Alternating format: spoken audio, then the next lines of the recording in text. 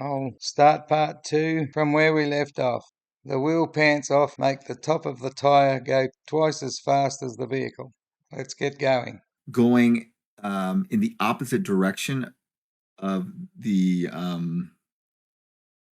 airflow, and so the top of the tire experiences basically 2x the speed. So if the car is going 25 miles per hour, the top of the tire is experiencing basically 50 mile per hour air resistance.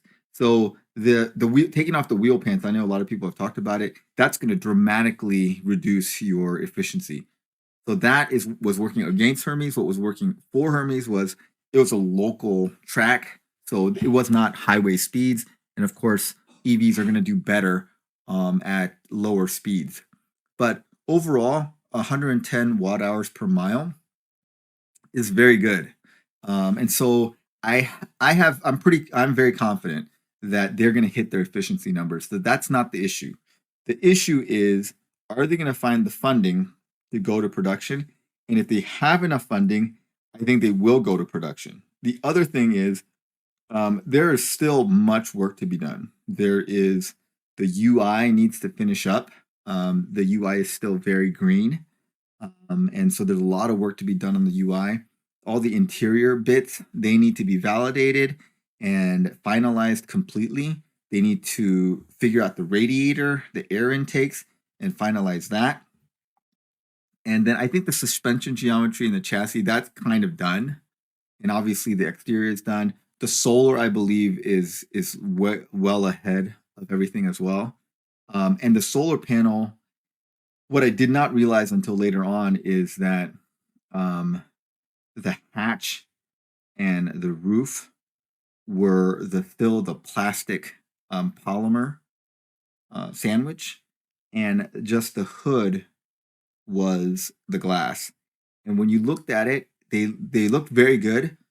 They all looked very good, so it's hard to tell. But if you looked at it very closely, the hood was just so clean and it was so shiny, and there was no imperfections. So the glass is going to be amazing, and it looks great. The exterior, the parts that they have nailed down look great, and if they just need to find the funding. So what do we think? It looks like large investors are not interested, and I think it's probably, the impression I got is that the reason is that EV stocks have been just hammered. I'll stop here. When he's done this evaluation, of course, I've already covered in my ending of the first part where I wrote it all down. I've covered all the things he's missed out, and again, he's missed them out. He caught up on the glass being missing, but other than that, most of the items were just left unspoken. Even at the stage where he was making this video, he didn't know who was providing the screen. That came later. But he just said the software wasn't ready. He didn't mention the fact that they had no supplier for the screen. So there was a lot that he doesn't know and could have said. The silly trike is in much worse shape than even he thinks. And I suppose what we know, they are not anywhere near as transparent as they make out.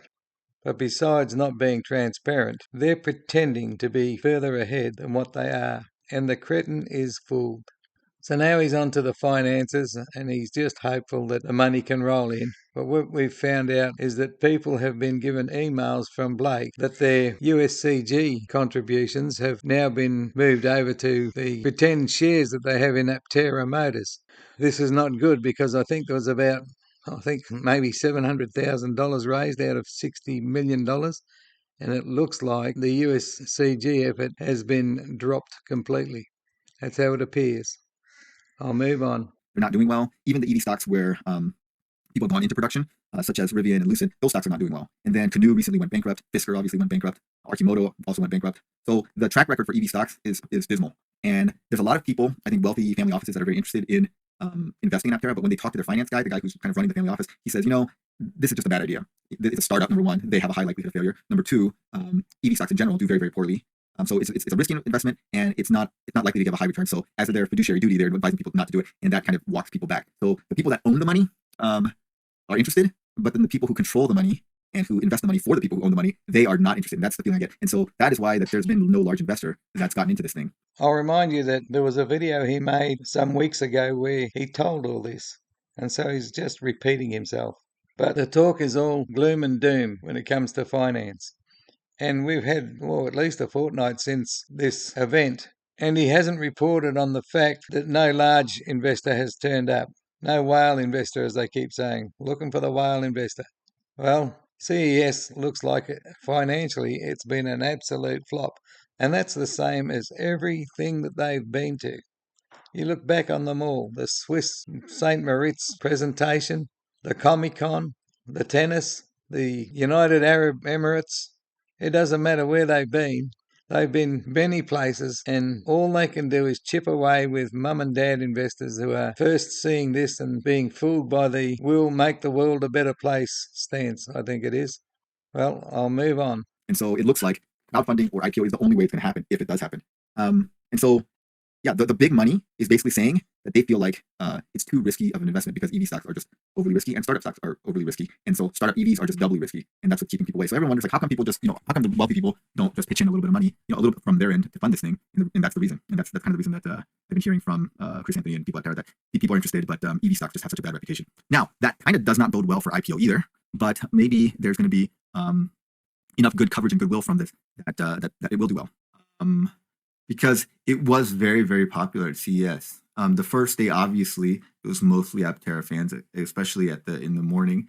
But as it went on, lots of people came by, and there was always interest, way more interest at the APTERA booth than any of the other booths outside in that area. I mean, way more than the Scout Motors or Continental or even BMW or any of the other places around there.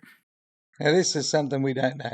He's just saying, and like the snake oil salesman was saying at their after party, that they had the best crowds around their display. Well, I've looked at, can't remember the name of them, I'll have to put it up in text, but I've looked at a CES review by an EV podcast of some sort, and it didn't even mention APTERA. And there was a lot of good stuff there. And I think this, of course, was inside where APTERA never even ventured. But on that, there was a lot of good stuff. And there was nearly an hour of coverage, I think. And APTERA wasn't even mentioned. So it just doesn't look like what they're saying is true here. It looks like they're, once again, lying, beating it up far more than what it deserves. There was some great stuff inside, and if I was going to CES, I think I would be a lot more interested in many of the things indoors than the APTERA. I might have given the APTERA a passing glance had I accidentally walked by it, and that's, I'm talking about, if I'd never seen it before in my life. Naturally, in my position, I would have just avoided it anyway. Maybe heckled the snake oil salesman a little, but I'm not buying all this beat up about how greatly it was followed compared to all the other displays at the event. It's very eye catching, and people are interested in something different. The other thing is, we know that the price has gone up to 40,000, and I think that's going to hurt them. Lower price obviously is going to open up a wider market for them, and 40 is still a good price relative to other EVs, but then other EVs are going to be seen by most people as more capable. They have more passengers, they have more amenities, those kinds of things. There is going to be a market for people that want a two passenger, two-seater vehicle that's super efficient, and I think they will sell. I just think they'll sell less than they would have if the price was 30,000. And so that's kind of where we're at. Overall, I was really happy to go there and see the progress that they've made. The vehicle itself is beautiful, and you can obviously tell that the APTERA team is in good spirits, and they are rightly very proud of what they've accomplished, and they're very, very close to getting to production. They just need money. I think in terms of the engineering and the design and the efficiency and the validation, that's all going to come together. It's the funding that's the biggest issue, and are they going to get the funding to finish this job? Now, Timeline wise, what do we think is happening with timeline? Are they going to deliver vehicles in 2025? I find it highly unlikely. I personally don't think that they're going to deliver any vehicles in 2025.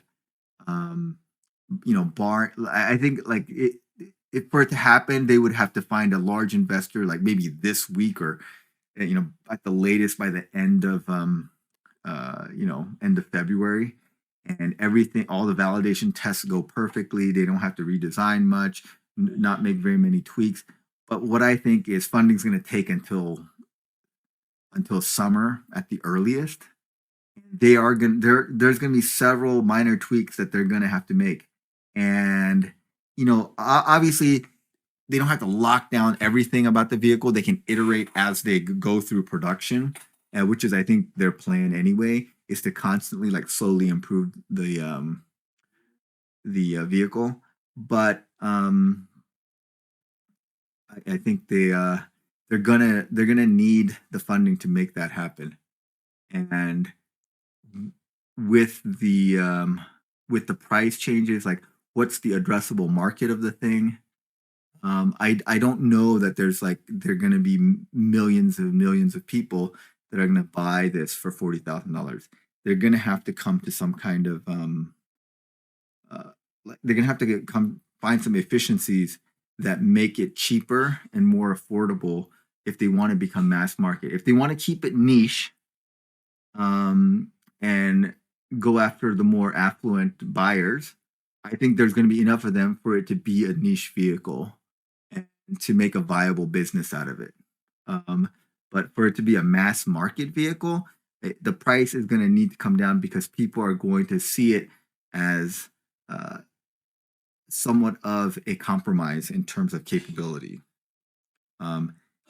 Because everyone's gonna for people to adopt something that's dramatically different than the status quo, it has to either be way much better in every way or much cheaper. And this is not cheaper, and it is better in terms of efficiency, but it's not better in terms of like payload, passenger capacity, that kind of stuff, and or like luxury amenities or anything like that.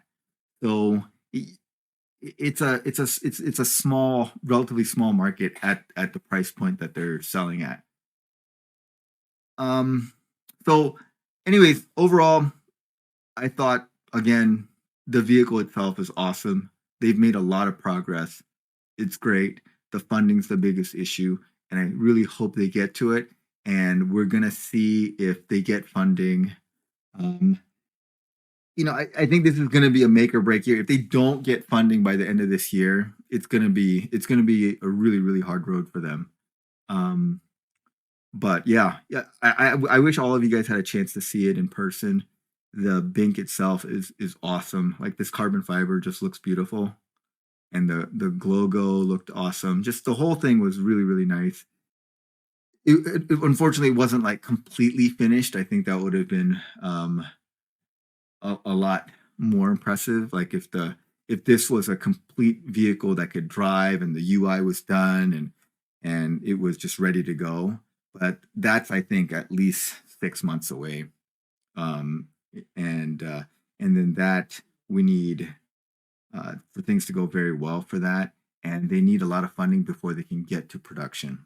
So hopefully they get that this year, and we can see the first vehicles probably sometime in 2026. All right. So let me, all of you guys that went to CES, let me know your thoughts below. Tell me if you agree or disagree with my thoughts on what's going on with APTERA. And yeah, let me know if there's other things that you want me to comment about, and I'll try to make a video about that if there's enough interest. All right, thanks for watching, guys. Have a great day. Well, we all know that the Crichton has me blocked, so I can't comment. I'm also in Brisbane, Australia, so there's no way I'm flying over to Las Vegas just to see this show. So my only way to let him know where I think he's wrong, where he's sold the snake oil again and deliberately ignored all the negatives about this silly trike, reminds me of how Gamma was so undercooked. They've done it again. And in fact, they've always had an undercooked, what I call fake prototype. They've sold it as something that it's not every time. They've pretended it's better. This one reminds me of what they normally do. It's got a lot more than just the UI to fix to make it go. Putting in a completed UI still won't make it go while there's no motor in the thing. Well, that's all for me. I've left a lot of this second part to text boxes. Bye for now. Stay safe.